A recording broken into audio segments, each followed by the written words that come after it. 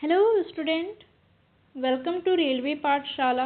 आज की क्लास में हम देखेंगे रिफ्लेक्शन ऑफ लाइट के ग्रुप डी के प्रीवियस ईयर के क्वेश्चन। तो चलिए आज के सेशन को स्टार्ट करते हैं।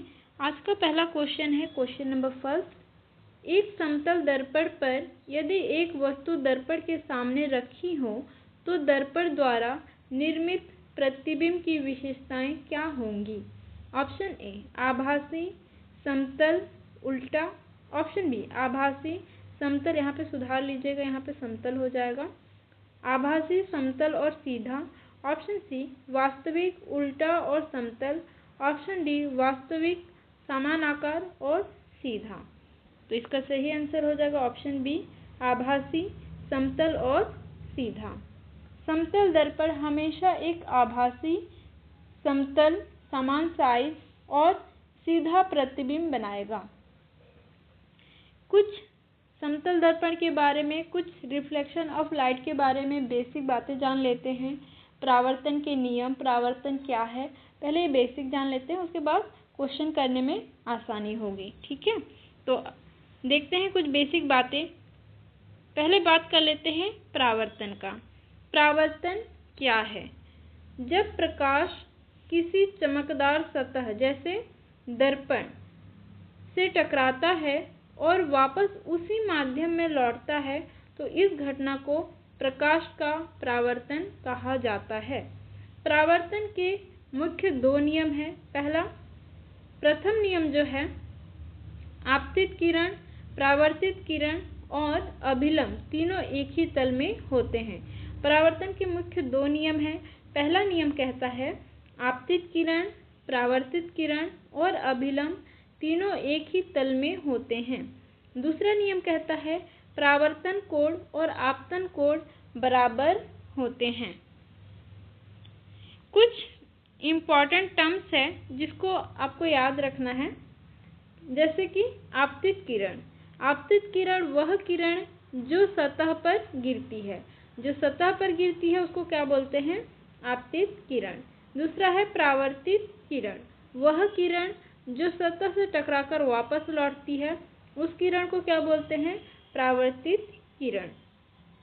तीसरा है अभिलंब, वह काल्पनिक रेखा जो परावर्तक सतह पर आपतन बिंदु पर लंबवत होती है। अभिलंब क्या होता है? एक काल्पनिक रेखा होता है जो परावर्तक सतह पर आपतन बिंदु पर लंबवत होती है। अब बात करते हैं आपतन कोण का। आपतित किरण और अभिलंब के बीच का कोण क्या कहलाता है? आपतन कोण। और है परावर्तन कोण। परावर्तित किरण और अभिलंब के बीच का कोण को क्या बोलते हैं? परावर्तन कोण। तो ये थे कुछ इम्पॉर्टेंट टर्म्स जो आपको याद रखना है। ठीक है, क्वेश्चन करते टाइम आपको ये ध्यान में रखना होगा कि आपतित किरण किसको बोलते हैं, परावर्तित किरण किसको बोलते हैं, अभिलंब क्या होता है, आपतन कोण क्या होता है, परावर्तन कोण क्या होता है। ठीक है, तो इससे आपको क्वेश्चन करने में आसानी होगी। तो अब हम लोग क्वेश्चन करने के लिए रेडी है। एक आध दो टर्म्स जो रह गई है, अपवर्तन कोण क्या होता है, आपतित किरण क्या होता है, ठीक है, ये जो एक आध दो टर्म्स रह गई है वो हम लोग क्वेश्चन के साथ करते हुए आगे बढ़ेंगे। ठीक है, तो अब हम लोग क्वेश्चन स्टार्ट करते हैं। Question number second. यदि किसी गोल दर्पण की वक्रता त्रिज्या कैपिटल R हो तो उसकी फोकस दूरी क्या होगी?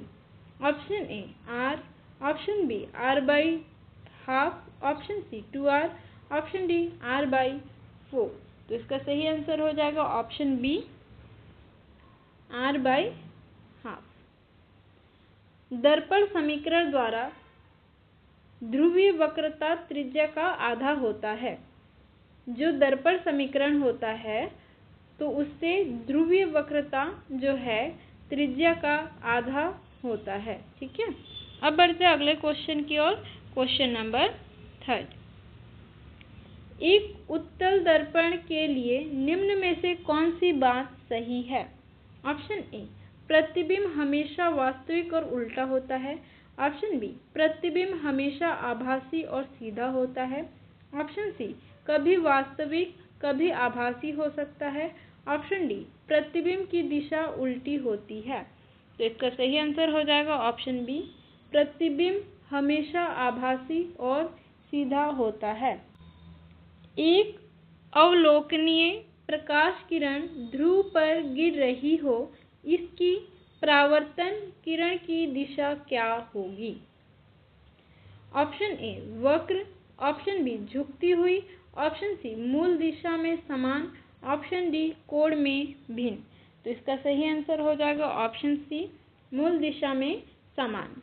ध्रुव पर गिरने वाली किरण परावर्तित होकर उसी दिशा में लौटेगी, क्योंकि स्थानीय सतह सामान्य उसी दिशा में है। ठीक है, अब बढ़ते हैं अगले क्वेश्चन की ओर। Question number 5। एक वस्तु को अपकेंद्र पर रखे एक अवतल दर्पण पर प्रतिबिंब किस प्रकार होगा? ऑप्शन ए आभासी, सीधा, बड़ा, ऑप्शन बी वास्तविक, उल्टा, छोटा, ऑप्शन सी वास्तविक, उल्टा, छोटा, ऑप्शन डी वास्तविक, उल्टा और बड़ा। ये ऑप्शन बी और सी तो सेम ही हैं।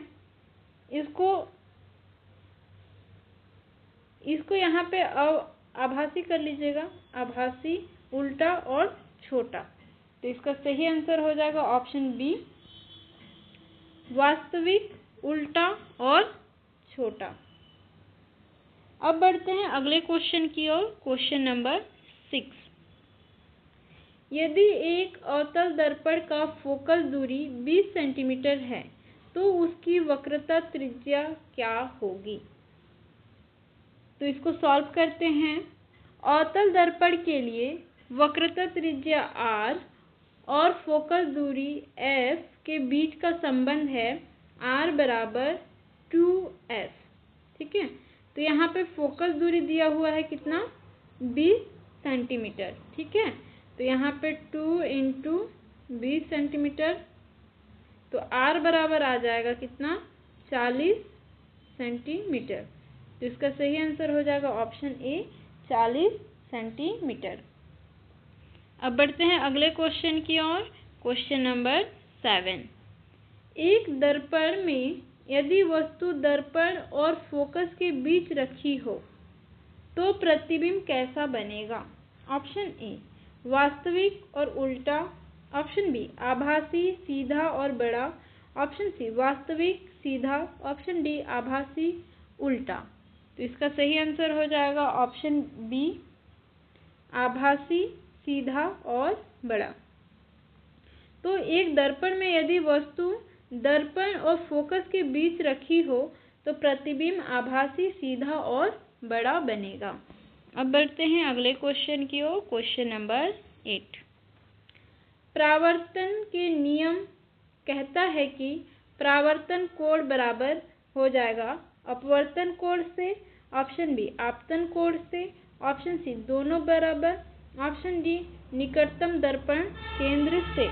तो इसका सही आंसर हो जाएगा ऑप्शन बी, आपतन कोण से। परावर्तन के नियम अनुसार जब प्रकाश एक सतह से परावर्तित होता है, तो आपतन कोण और परावर्तन कोण बराबर होता है। कौन कौन सा कोण? आपतन कोण और परावर्तन कोण क्या होता है? बराबर होता है। ये कौन सा नियम परावर्तन का दूसरा नियम कहता है। ठीक है, अब बढ़ते हैं अगले क्वेश्चन की ओर। Question number 9। यदि प्रकाश किरण किसी दर्पण सतह पर आपतन हो रही है और आपतन एवं परावर्तन की दिशा एक समतल में हो, तो किस नियम का पालन होता है? ऑप्शन ए आपतन और परावर्तन दोनों समान, ऑप्शन बी आपतन प्लस परावर्तन जो है 90 डिग्री मतलब एक दूसरे के लंबवत होते हैं, ऑप्शन सी आपतन एवं परावर्तन एक समतल और सामान्य भी उसी समतल में, ऑप्शन डी परावर्तन कोण हमेशा 0 डिग्री। तो इसका सही आंसर हो जाएगा आपतन एवं परावर्तन एक समतल में और सामान्य उसी समतल में। ये कौन सा नियम कहता है? परावर्तन का प्रथम नियम। अब बढ़ते हैं अगले क्वेश्चन की ओर। Question number 10। एक अवतल दर्पण की वक्रता त्रिज्या r बराबर 30 सेंटीमीटर है। यदि वस्तु 10 सेंटीमीटर की दूरी पर रखी जाए, तो प्रतिबिंब दूरी भी क्या होगी? और यहाँ पे समीकरण दिया हुआ है 1/(f एफ बराबर 1/u प्लस 1/v इस समीकरण में मान रख के आपको हल करना है। ठीक है, तो यहाँ पे आपको दिया हुआ है r दिया हुआ है और u दिया हुआ है। हमें चाहिए क्या, f और v हमें ज्ञात करना है और f बराबर होता है r/2। ठीक है, r का आधा, त्रिज्या का आधा क्या होता है, f। ठीक है, तो f बराबर हो जाएगा 30/2, f बराबर हो गया कितना आपका 15। ठीक है, f बराबर हो गया 15। अब इस समीकरण में हम लोग मान रखते हैं 1/15 15 बराबर 1/u दिया हुआ है यहाँ 10 सेंटीमीटर प्लस 1/v। तो ये जो v है ये ज्ञात करना है। ठीक है, तो इसको हम लोग इधर लेके आते हैं तो यहाँ हो जाएगा 1/15, ये इधर प्लस में था, इधर आ जाएगा तो माइनस में 1/10 बराबर इधर बचा क्या, 1/v। ये v ज्ञात करना है। ठीक है, तो जब इसको हम लोग सॉल्व करेंगे तो यहाँ आ जाएगा -2 प्लस 3/30, 30 लहसुन लेंगे और जब इसको सॉल्व करेंगे तो आ जाएगा -2 प्लस 3/30। तो जब इसको सॉल्व करेंगे तो बचेगा क्या, -1/30। यहाँ पे ये जो माइनस चिन्ह है यहाँ आ जाएगा और ये प्लस में रहेगा। ठीक है, तो यहाँ पे आ जाएगा -1/30। ये माइनस चिन्ह जो है क्या प्रदर्शित करती है, माइनस चिन्ह आभासी को प्रदर्शित करती है। ठीक है, तो ये जो प्रतिबिंब है वो कैसा होगा, आभासी होगा। ठीक है, तो यहाँ पे यदि जो हम लोग का ये -1/30 आया है इसका कंपेयर हमको किससे करना है, 1/v से, 1/v। ठीक है, तो इसका कंपेयर जब 1/v से करेंगे तो v का मान कितना आ जाएगा, v बराबर आ जाएगा 30। तो 30 सेंटीमीटर और प्रतिबिंब कैसा रहेगा, आभासी। तो इसका सही आंसर हो जाएगा ऑप्शन ए। तो ये आप लोगों को समझ में आया। अब बढ़ते हैं अगले क्वेश्चन की ओर, क्वेश्चन नंबर 11।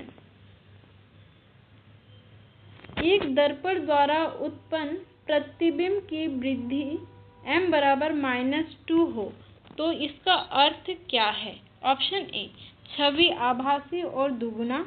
ऑप्शन बी, छवि वास्तविक और उल्टा और दुगनी। ऑप्शन सी, छवि वास्तविक और सीधी। ऑप्शन डी, छवि आभासी और उल्टा। तो इसका सही आंसर हो जाएगा ऑप्शन बी, छवि वास्तविक, उल्टी और दुगनी। अब बढ़ते हैं अगले क्वेश्चन की ओर, क्वेश्चन नंबर 12। यदि कोई दर्पण एक वृत्ताकार सतह है तो वह किस प्रकार का दर्पण कहलाएगा।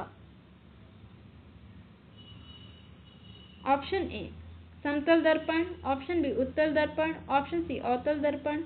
ऑप्शन डी, दोनों, बी या सी। तो इसका सही आंसर हो जाएगा ऑप्शन डी, दोनों, बी या सी। अब बढ़ते हैं अगले क्वेश्चन की ओर, क्वेश्चन नंबर 13।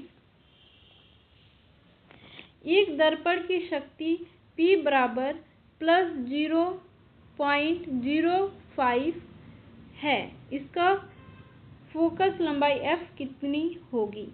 तो इसको सॉल्व करते हैं। ठीक है, फोकस दूरी की गणना f बराबर होता है 1/p। ठीक है, तो f बराबर हो गया कितना, 1/p, यहाँ पे दिया हुआ है कितना, 0.05। ठीक है, जब इसको सॉल्व करेंगे तो कितना आ जाएगा, f बराबर 20 और ये धनात्मक है तो यह एक अभिसारी लेंस है। क्योंकि ये धनात्मक है तो ये कैसा लेंस होगा, अभिसारी लेंस होगा। तो इसका सही आंसर क्या हो जाएगा, ऑप्शन बी, 20 इसका सही आंसर हो जाएगा, 20 मीटर। ठीक है, अब बढ़ते हैं अगले क्वेश्चन की ओर, क्वेश्चन नंबर 14। यदि आपतन कोण 30 डिग्री है तो परावर्तन कोण क्या होगा। तो इसका सही आंसर क्या हो जाएगा? ऑप्शन बी 30 डिग्री, क्योंकि आपतन कोण और परावर्तन कोण क्या होता है? बराबर होता है। अब बढ़ते हैं अगले क्वेश्चन की ओर। Question number 15। एक अर्धवृत्ताकार दर्पण में यदि प्रकाश किरण ध्रुव पर गिरता है तो क्या होगा? ऑप्शन ए, वह किरण वापस लौटेगी उसी मार्ग पर। ऑप्शन बी, वह किरण दर्पण केंद्र की ओर जाएगी। ऑप्शन सी, वह किरण दर्पण की सतह पर चाप बनाएगी। ऑप्शन डी, वह दर्पण पर परावर्तित नहीं होगी। तो इसका सही आंसर क्या हो जाएगा? ऑप्शन ए, वह किरण वापस लौटेगी उसी मार्ग पर। अब बढ़ते हैं अगले क्वेश्चन की ओर। Question number 16।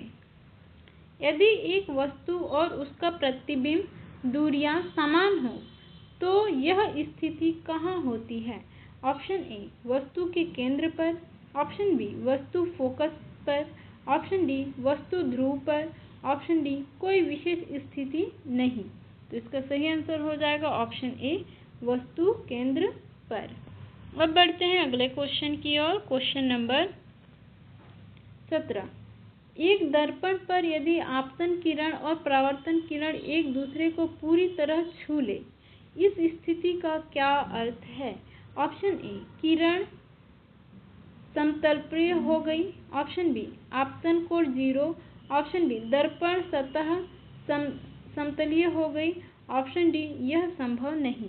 तो इसका सही आंसर क्या हो जाएगा? ऑप्शन बी, आपतन कोण जो है 0 डिग्री पर है, यानी किरण स्थानीय सामान्य द्वारा गिर रही है। अब बढ़ते हैं अगले क्वेश्चन की ओर। Question number 18। यदि आपतन तथा परावर्तन की दिशा एक ही रेखा पर है तो किस स्थिति का वर्णन है? ऑप्शन ए, आपतन 90 डिग्री। ऑप्शन बी, आपतन 0 डिग्री। ऑप्शन सी, परावर्तन 90 डिग्री। ऑप्शन डी, प्रतिबिंब आभासी।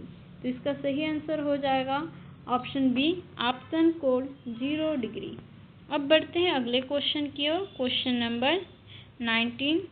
एक अवतल दर्पण में फोकस की ओर स्थिति पर यदि वस्तु रखी जाए तो छवि कहाँ बनेगी?